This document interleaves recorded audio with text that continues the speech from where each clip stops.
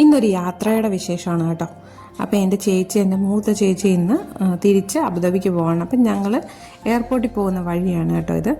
അപ്പം ഞങ്ങൾ കോഴിക്കോട് എയർപോർട്ടിൽ നിന്നാണ് പോകുന്നത്. ഞാൻ ഫസ്റ്റ് ടൈമാണ് കോഴിക്കോട് എയർപോർട്ട്, കരിപ്പൂർ വിമാനത്താവളം എന്നൊക്കെ കേട്ടിട്ടില്ലേ, അവിടെ പോകുന്നത്. എപ്പോഴും പോകുന്നത് കൊച്ചിയിൽ അല്ലെങ്കിൽ തിരുവനന്തപുരം അങ്ങനെയാണ്. അപ്പോൾ ഇത്തവണ എന്തായാലും കോഴിക്കോട് നിന്നാണ്. അപ്പോൾ അതുകൊണ്ട് ഞങ്ങളെല്ലാം ഒരുമിച്ച് പാലക്കാട് വന്നിട്ട് അങ്ങനെയാണ് പോയത്. അപ്പോൾ ഇത് ഞങ്ങൾ പോകുന്ന വഴിക്ക് എടുത്ത വീഡിയോ ആണ് കേട്ടോ. മണ്ണാർക്കാടാണിത്. മണ്ണാർക്കാട് എന്ന് പറയുന്ന സ്ഥലമാണ്. അപ്പം ഞാൻ പെരിന്തൽമണ്ണ വരെയൊക്കെ വന്നിട്ടുണ്ട്, അതിനപ്പുറം ഞാൻ പോയിട്ടില്ല. അപ്പം ഞങ്ങൾ പോകാത്തൊരു എയർപോർട്ട് ആയതുകൊണ്ടാണ് ഞാനൊന്ന് കയറിക്കൂടിയതെന്ന് തന്നെ പറയാം. ഞാനും ഏട്ടനും കുഞ്ഞും അമ്മയും അച്ചാച്ചനും ചേച്ചിയും കൂടിയാണ് പോയത്.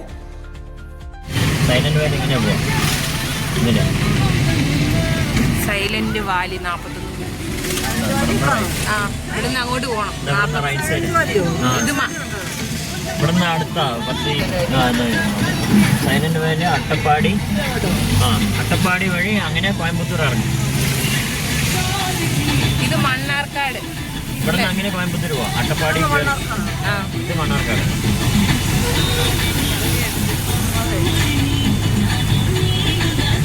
ഈ കോഴിക്കോട് എയർപോർട്ട് ശരിക്കും പറയുന്നത് കോഴിക്കോട് എയർപോർട്ടെങ്കിലും മലപ്പുറം ജില്ലയിലാണ് ഈ എയർപോർട്ട് ഇരിക്കുന്നതെന്നൊക്കെ ഞാൻ ഈ യാത്രയിലാണ് മനസ്സിലാക്കിയത്. കൊണ്ടോട്ടിയിൽ നിന്ന് കുറച്ച് അടുത്തായിട്ടാണ് ഈ എയർപോർട്ട് വരുന്നത്. അപ്പോൾ പോകുന്ന വഴിയിൽ ഞങ്ങൾ ഇറങ്ങിയൊക്കെ ഒരു ചായയൊക്കെ കുടിച്ചു. പിന്നെ ചെറിയ ഭാഗം ഫോറസ്റ്റ് ഏരിയയൊക്കെ ഉണ്ട്. പിന്നെ നമ്മൾ മലപ്പുറം ജില്ലയിലോട്ട് കടക്കുമ്പോൾ പെരിന്തൽമണ്ണ ആ ഭാഗമൊക്കെ കഴിയുന്ന തൊട്ട് നാഷണൽ ഹൈവേ ആണെങ്കിൽ പോലും റോഡിന് ഭയങ്കര വീതിക്കുറവാണ്, നല്ല ബ്ലോക്കും ഉണ്ടായിരുന്നു. അപ്പോൾ ചേച്ചിക്ക് 1 മണിക്കാണ് ഫ്ലൈറ്റ്, 10 മണിക്ക് മുന്നേ അവിടെ ചെല്ലണം.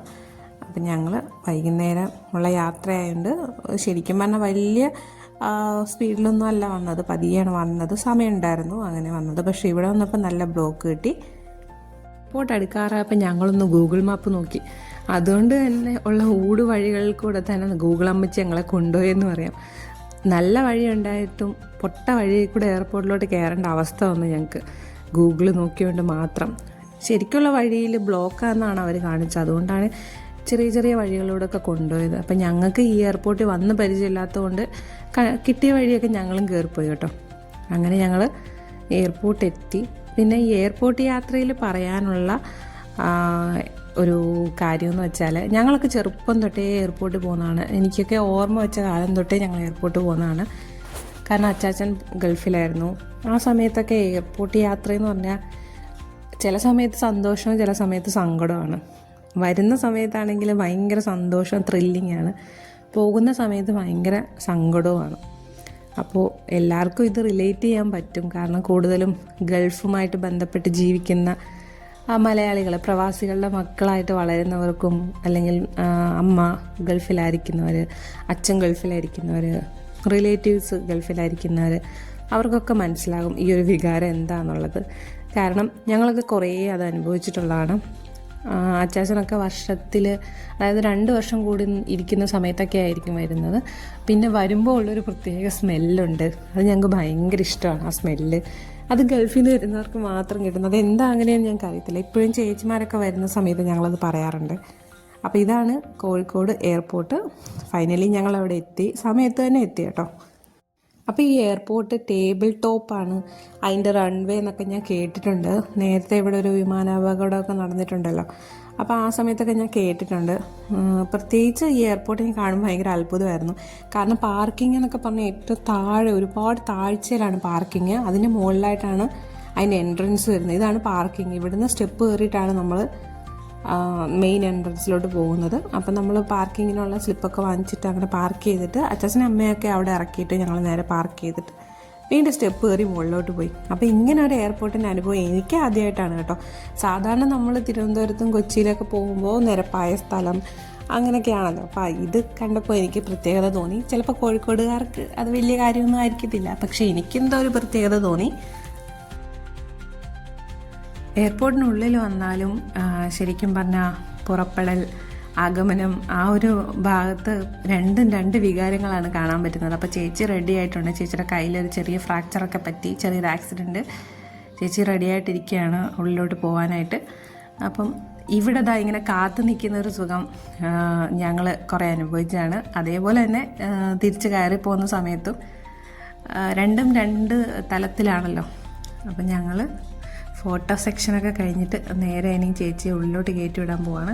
എനിക്ക് ഭയങ്കര ആഗ്രഹമായിരുന്നത് ഇങ്ങനെ ഉന്തിക്കൊണ്ട് പോകണമെന്ന്. പാസ്പോർട്ട് ഉണ്ടെങ്കിലും ഇതുവരെ ഫ്ലൈറ്റിലൊന്നും കയറാൻ പറ്റാത്ത ആളാണ് ഞാനും അമ്മയേ ഉള്ളൂ ഫ്ലൈറ്റിൽ കയറാത്തത്. ബാക്കി ഓൾമോസ്റ്റ് എല്ലാവരും കയറിയിട്ടുണ്ട്. ചേച്ചിമാർ 2 പേര്, അച്ചാച്ചന്, ചേട്ടന് ഒക്കെ കയറിയിട്ടുണ്ട്. ഞാനും അമ്മയും പാസ്പോർട്ട് ചെതലരിക്കുന്നത് നോക്കി ഇങ്ങനെ ഇരിക്കുകയാണ്.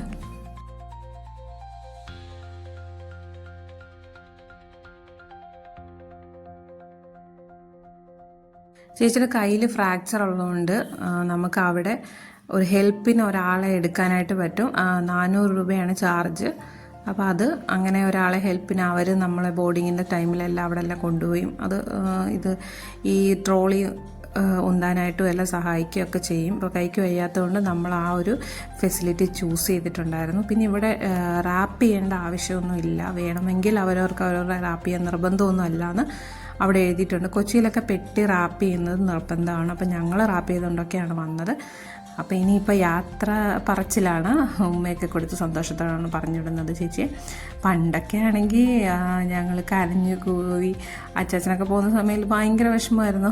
അങ്ങനെ ഭയങ്കര കരച്ചിലും ബഹളമൊക്കെ ആയിട്ടാണ് പോകുന്നത്. ഇപ്പോഴും കാണാം ഈ പോകുന്ന ടൈമിൽ ഓരോരുത്തർ ഇങ്ങനെ സങ്കടപ്പെട്ട് നിൽക്കുന്ന കാണുന്നത്. എല്ലാവർക്കും റിലേറ്റ് ചെയ്യാമല്ലോ. ഇനിയിപ്പോൾ 2 വർഷത്തെ കാത്തിരിപ്പ് അല്ലെങ്കിൽ 1 വർഷത്തെ കാത്തിരിപ്പ്, ചിലർ 3 വർഷത്തെ കാത്തിരിപ്പ്. അപ്പോൾ ചേച്ചി ഇനിയിപ്പോൾ അടുത്ത വർഷം വരും. 1 വർഷത്തെ കാത്തിരിപ്പേ ഉള്ളൂ. അപ്പോൾ ടാറ്റ ബൈ ബൈ പറഞ്ഞ് ഞങ്ങൾ ചേച്ചിയെ വിട്ടു. പിന്നെ നേരത്തെയൊക്കെയാണെങ്കിൽ ഉള്ളിൽ കയറിയാലും തിരിച്ചൊന്ന് വന്ന് പോവാണെന്നൊന്ന് ലാസ്റ്റ് പറഞ്ഞിട്ട് നമ്മളവിടെ നിന്ന് വണ്ടി എടുക്കുകയുള്ളൂ. അപ്പോൾ പൊതുവേ അങ്ങനെ ആയിരുന്നു. പക്ഷേ ഇത്തവണ ചേച്ചി അവിടുന്ന് ഫോൺ ചെയ്ത് പറഞ്ഞു പൊയ്ക്കോളാൻ പറഞ്ഞു. തിരിച്ചൊന്നും വരത്തില്ല. അപ്പം പണ്ടൊക്കെയാണ് അച്ചാച്ചനൊക്കെ പോകുന്ന ടൈമിൽ ഉള്ളിൽ വന്നിട്ട് തിരിച്ച് വന്നിട്ട് നിങ്ങൾ പൊയ്ക്കോ എന്ന് പറയുന്ന സമയത്ത് അവിടെ നിന്ന് കൈ കാണിക്കുക. ആ ടൈമിലേ ഞങ്ങൾ പോവുള്ളൂ. അതുവരെ ഞങ്ങളവിടെ വെയിറ്റ് ചെയ്ത് നിൽക്കുമായിരുന്നു. കാരണം അവർക്ക് തിരിച്ചു വരണം, എന്തെങ്കിലും പ്രശ്നമുണ്ടോ ഇഷ്യൂ ഉണ്ടോ എന്നൊന്നും നമുക്കറിയത്തില്ലല്ലോ. അപ്പോൾ അതുകൊണ്ട് അങ്ങനെ വെയിറ്റ് ചെയ്യായിരുന്നു. അപ്പോൾ ചേച്ചിയുടെ കോൾ വന്ന ശേഷമാണ് ഞങ്ങൾ തിരിച്ചു പോകുന്നത്. ആയിട്ട് ഫസ്റ്റ് ടൈമാണ് എയർപോർട്ടിലോട്ട് വരുന്നത്. അപ്പം ഞാനൊക്കെ എന്ന് പറഞ്ഞാൽ ചെറുപ്പം തൊട്ടേ വരുന്ന ഒരു സ്ഥലമാണ് എയർപോർട്ട് എന്ന് പറഞ്ഞാൽ. ഈ അച്ചാച്ചൻ വരുന്ന ടൈമൊക്കെ ആണെങ്കിൽ ഞങ്ങളിങ്ങനെ ഭയങ്കര ഇപ്പോൾ വരും എന്നൊക്കെ പറഞ്ഞ് ഭയങ്കര ഹാപ്പി ആയിട്ടിരിക്കും. വീട്ടിൽ നിന്ന് രാത്രിയിലായിരിക്കും മിക്കവാറും ഫ്ലൈറ്റ്. 1 മണി 2 മണി 3 മണി. അപ്പോൾ ആ ടൈമൊക്കെയാണ് നമ്മൾ നല്ല ഉറക്ക സമയമാണല്ലോ. അപ്പം ഞങ്ങൾ ഒരു 9 മണി വരെ രാത്രി അല്ലെങ്കിൽ ഒരു 7, 8:30 ഒക്കെ വരെ നല്ല ഹാപ്പി ആയിട്ടായിരിക്കുന്നത്. ഇൻ കേസ് ഞങ്ങളൊന്ന് ഉറങ്ങിപ്പോയാൽ അമ്മ വന്ന് റെഡി ആവാൻ വേണ്ടി വിളിക്കും. അതും അർദ്ധരാത്രിയിലൊക്കെ ആയിരിക്കും വിളിക്കുന്നത്. വെളുപ്പിനൊക്കെ ആയിരിക്കും അച്ചാച്ചൻ വരുന്നത്. അപ്പം ഞങ്ങളിവിടെ ആ ടൈമിൽ പോകണം. 12:30 1 മണി ആ ടൈമിലൊക്കെ പോകുമായിരുന്നു. ആ സമയത്ത് അമ്മ വന്ന് റെഡിയാവാൻ വിളിച്ചാൽ ഞങ്ങൾ പറയും അമ്മ വയ്ക്കോ, അമ്മ പോയി വിളിച്ചുകൊണ്ട് ഞങ്ങൾ വരുന്നില്ല എന്ന് പറയും. കാരണം ഉറക്കത്തിൻ്റെ മൂർധന്യ അവസ്ഥ നിൽക്കുന്ന സമയത്ത് അതൊക്കെ ഞങ്ങൾ മറന്നു പോകും. പിന്നെ അമ്മ ഞങ്ങളെ ഇങ്ങനെ കൊണ്ടുപോകാൻ വലിച്ച് ഒരുക്കി കൊണ്ടുപോകും. അപ്പോൾ പിന്നെ കാപ്പിയൊക്കെ ആയിട്ട് ഫ്ലാസ്കിൽ കാപ്പിയൊക്കെ ആയിട്ടാണ് ഞങ്ങൾ പോകുന്നത്. ഇടയ്ക്കൊക്കെ നിർത്തി കാപ്പിയൊക്കെ കുടിച്ച്. അപ്പം നമ്മൾ വരുന്ന ഡ്രൈവർമാരൊക്കെ നമുക്ക് അറിയാവുന്നവരൊക്കെ ആയതുകൊണ്ട് അവർക്കൊക്കെ കാപ്പി കൊടുത്ത് കഥയൊക്കെ പറഞ്ഞ് അങ്ങനെയാണ് ഞങ്ങൾ പോകുന്നത്. തിരിച്ചു വരുന്ന സമയത്ത് ഹോട്ടലിൽ നിന്ന് എന്തെങ്കിലും ഫുഡ് വാങ്ങിച്ചു തരും. ശരിക്കും പറഞ്ഞാൽ എൻ്റെയൊക്കെ ഓർമ്മയിൽ ഹോട്ടൽ ഫുഡ് കഴിക്കുന്നത് ആ ഒരു ടൈമിൽ മാത്രമാണ്. വീട്ടിലെ ചെറുപ്പത്തിലൊക്കെ വലുതാവുമ്പോഴും എപ്പോഴും ഒന്നും ഹോട്ടൽ ഫുഡ് കഴിക്കത്തില്ല, വല്ലപ്പോഴും ഒക്കെ ഉള്ളൂ. അപ്പോൾ ആ ഒരു സമയത്ത് അച്ചാച്ചൻ വരുന്ന സമയത്ത് തിരിച്ചു വരുമ്പോൾ ഏതെങ്കിലും ഹോട്ടലിൽ കയറിയിട്ട് പൊറോട്ട അങ്ങനെ എന്തെങ്കിലും വാങ്ങിച്ചു തരും. അപ്പോൾ അതൊക്കെ ശരിക്കും പറഞ്ഞാൽ അതൊക്കെയാണ് ഞങ്ങളുടെ ഹോട്ടൽ ഫുഡ് എന്ന് പറഞ്ഞാൽ. ഇപ്പം അതൊക്കെ ഓർക്കും. ഞാനതൊക്കെ ഇടയ്ക്ക് ഏട്ടനോട് പറയാറുണ്ട്. അപ്പം ഞങ്ങൾ ഫൈനലി ചേച്ചി വിളിച്ചു കഴിഞ്ഞിട്ട് കാലിക്കറ്റ് ഇൻ്റർനാഷണൽ എയർപോർട്ടിൽ നിന്ന് ഞങ്ങളങ്ങനെ യാത്ര തിരിക്കുകയാണ്. അങ്ങോട്ട് ഊടുവഴി കൂടെ ഒക്കെ കയറിപ്പോയെങ്കിലും ഇങ്ങോട്ട് നല്ല വഴി ഉണ്ടായിരുന്നു എന്ന് ഞങ്ങൾക്ക് മനസ്സിലായി. എയർപോർട്ടിൽ നേരെ നല്ല ടൗണ് കൂടെ തന്നെ പോകാനുള്ള നല്ല അടിപൊളി വഴി ഉണ്ടായിരുന്നു. ആ വഴി കൂടെയാണ് ഞങ്ങൾ ഇങ്ങോട്ട് വന്നത്. ആ സമയത്ത് ഞങ്ങൾ ഗൂഗിളിനെ ഒന്ന് ചീത്ത പറഞ്ഞു. കാരണം എത്ര മോശപ്പെട്ട വഴി കൂടെയാണ് ഞങ്ങൾ ഇങ്ങോട്ട് വന്നത്. അപ്പോൾ അതുകൊണ്ട് ചെറുതായിട്ടൊന്ന് മനസ്സിൽ ചീത്ത പറഞ്ഞു. അങ്ങോട്ട് നല്ല വഴി കിട്ടി.